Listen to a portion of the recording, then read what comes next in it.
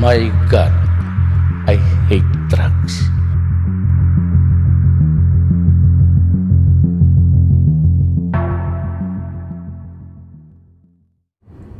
Mabuhay! Ako si Ben Garcia at ito ang Berador.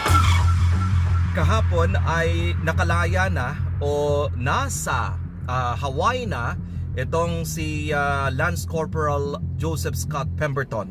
Isang Amerikanong sundalo na nagkasala sa Pilipinas. Matapos magkasala ay nagkaroon ng trial at napatunayan nga na siya ang pumatay sa isang transgender na sex worker ng pangalan ay si Jennifer Laude. Kung inyong natatandaan, 2 weeks ago ay nagpalabas ng kautusan ang Regional Trial Court ng Olongapo City na palayain na si Scott Pemberton dahil sa naipamalas niya sa ating bilangguan sa Pilipinas ang mabuting pagsunod sa mga patakaran ng piitan. At hindi lamang yon, na-comply niya na yung at least half ng kanyang conviction or yung kanyang sentence sa Pilipinas. At maliban doon ay yung GTA na tinatawag or yung good conduct time allowance na pwedeng pagbasehan para siya ay mapalaya ay na-comply niya na. So nagpalabas ng order ang Regional Trial Court ng Olongapo City para siya ay palayain na. So noong 2 weeks ago, yan ang naging usapin kung palalayain ba o hindi si Scott Pemberton. Lumalabas na marami ang umu-oppose sa pagpapalaya. Okay? Maraming umu-oppose. Kasama na dyan, syempre, ang iba sa mga cabinet secretaries natin. Kabilang si Presidential Spokesperson Harry Roque, nagsabi na hindi dapat siya palayain kasi hindi pa nasa-serve ang full sentence na ibinigay o ginawad sa kanya na 10 taon. Pero ang hukuman natin sa Pilipinas sinasabi na okay na, pwede na siyang palayain. And eventually nga, a week ago, si Pangulong Rodrigo Duterte ay nagpalabas ng executive clemency sa bilanggong si Lance Corporal Joseph Scott Pemberton at pinalaya siya. Hindi lamang pinalaya, kung hindi, binigyan siya ng executive clemency or pardon, total pardon ng ating si Pangulong Rodrigo Duterte, ng ating Pangulo. So syempre, marami mga kuro-kuro, marami mga opinyon at syempre hindi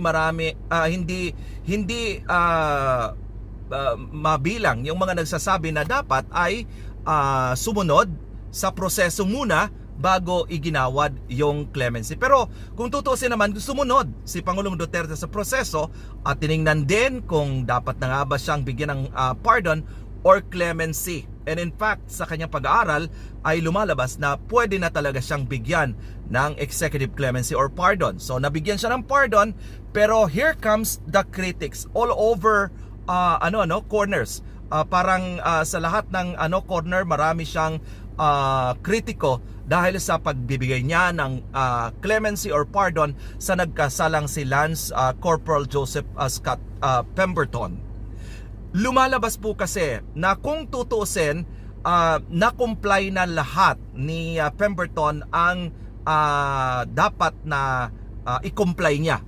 Na-comply niya na nagawa niya na pati yung GCTA or yung good conduct time allowance ay pasado na rin siya doon. Pero dahil sa siyempre maraming mga umaayaw, kabilang na nga si Harry Roque, abay iba ang ginawa ni Pangulong Duterte. Ginawaran siya in fact ng total pardon. So kapag ito ang kanyang ginawad sa isang nagkasala, wala na itong question. So wala na ngang question ang pagpapalaya kay Joseph Scott Pemberton. Pero syempre may mga kritiko, mga masusugid na talagang kritiko ng Duterte administration. Kabilang dyan si Vice President Leni Robredo, kung saan sinabi niya na kapag ibang lahi o foreigner ang nagkasala, mabilis daw tayong magbigay ng kapatawaran. Pero pag Pilipino, ay hindi raw ginagawad ito agad-agad sa ating mga lahi. Which is, pinabulaan na naman yan ni Salvador Panelo, ang legal counsel ng Pangulo or Presidential Legal Counsel ng Pangulo, kung saan sinabi niya na itong si Leni Robredo ay hindi nagbabasa ng fact bago magsalita. Yan ang problema talaga kay Leni Robredo, ano? Daldal lang ng daldal, dakdak dang dakdak, pero hindi niya tinitingnan yung kanyang facts.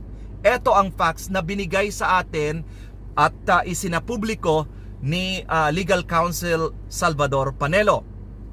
Sa 139 daw na pinalaya ni Pangulong Rodrigo Duterte mula nang siya ay maupo. Again, inuulit natin ang numero, 139. Apat lamang daw po ang foreigners.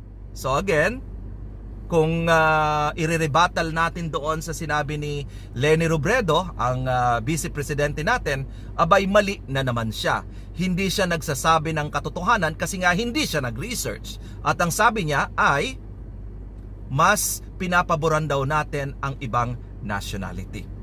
So again, supalpal ang nangyari dahil syempre hindi nga nag-research itong pangalawang pangulo pa naman, pero wala talaga, hindi man lang siya nagre-research muna bago magbukas ng kanyang bibig, o medyo mas kung galit pa ang sasabihin natin yung kanyang bunganga. Di ba? Dapat kasi nagre-research bago magsalita. Just like me, nag-research ako bago ako nagsalita, at kailangan kasi tama ang mga sinasabi natin. So eto, bakit kaya bigla ay ito ang naging desisyon ni Pangulong Rodrigo Duterte? Umayo na rin syempre itong presidential spokesperson na dati ay pumapabor sa dapat ay reviewin. Bakit nga ba naman hindi? Presidential spokesperson siya, dapat nagtutugma sa gusto ng appointing power. Sino ba ang appointing power? Si Pangulong Duterte ang appointing power, at kung anong sinabi niya, yun ang dapat sundin na sabihin ni presidential spokesperson Harry Roque natin. So nagbago ng posisyon itong si Harry Roque, at ang sabi niya, bakit nga pala pumapabor sa mga laude itong si with due fairness naman sa kanya, dahil itong si presidential spokesperson Harry Roque natin ay dating abogado kasi ng mga laude. So hopefully ay naintindihan ninyo kung bakit ganon ang kanyang pagtatanggol sa mga laude. Pero nagbago, sabi ko nga nagbago dahil eventually ay sinabi ni presidential spokesperson Harry Roque na possibly kaya nagdesisyon si Pangulong Duterte na bigyan ng executive clemency itong si Scott Pemberton dahil mayroon siyang iniisip na maaring mas makabubuti sa kabuuan, lalo na sa mga Pilipino. Ano ba ang pupwede na sabihin nating magpabago sa desisyon ng Pangulo? Kasi alam nyo naman na ngayon ay panahon ng pandemic at maaari na magmula sa Amerika ang tinatawag na gamot o kaya ay vaccine laban sa coronavirus. So sabi ni presidential spokesperson Harry Roque, baka ito ang naging dahilan kung bakit gumawa siya ng political move para palayain at bigyan ng executive pardon itong si Scott Pemberton. So napakaganda, di po ba? If ever man na ganun nga ang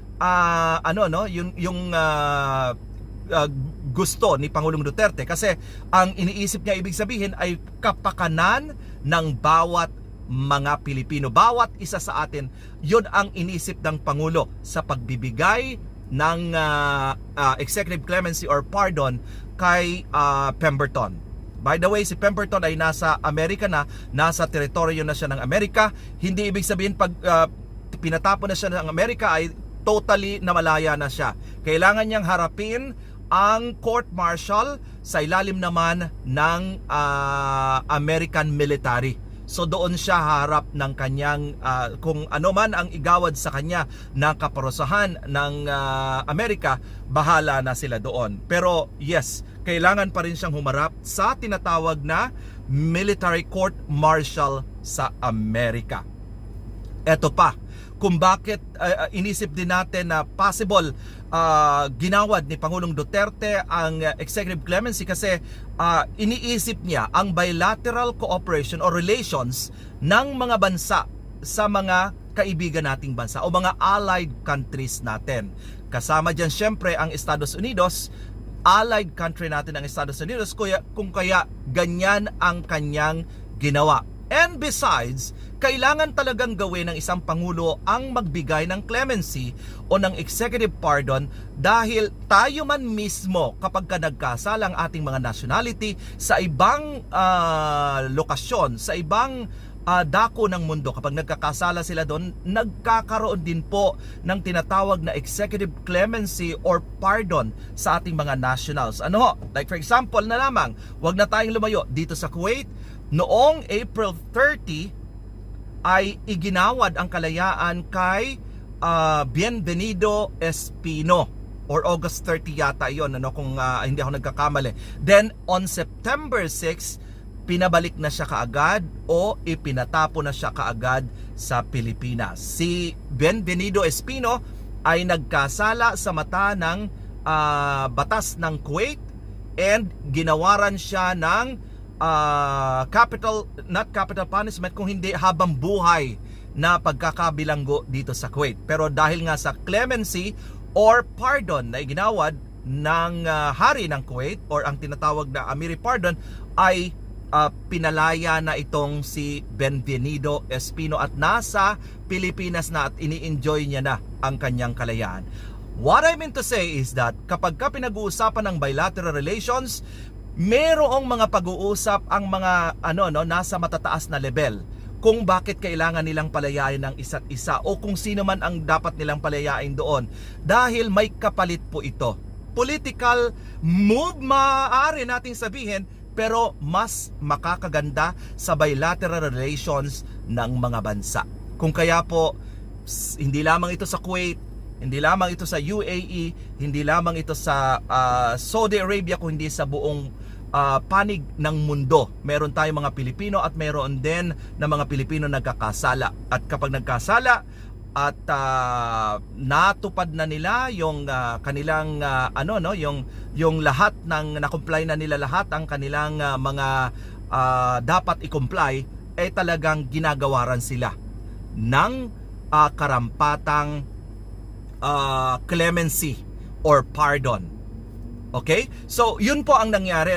Kaya sana ay wag na tayong magtampo sa Pangulo. Baka mayroon siyang iniisip na mas ikabubuti nating mga Pilipino. Maraming salamat. Ako si Ben Garcia at ito ang Berador.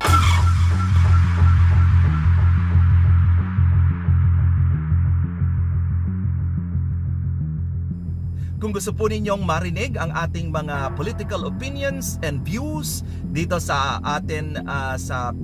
ating programa Berador, pwede po ninyong i-subscribe ang ating Berador ng Bayan at magkikita-kita po lagi tayo dito sa Berador. Ako si Ben Garcia.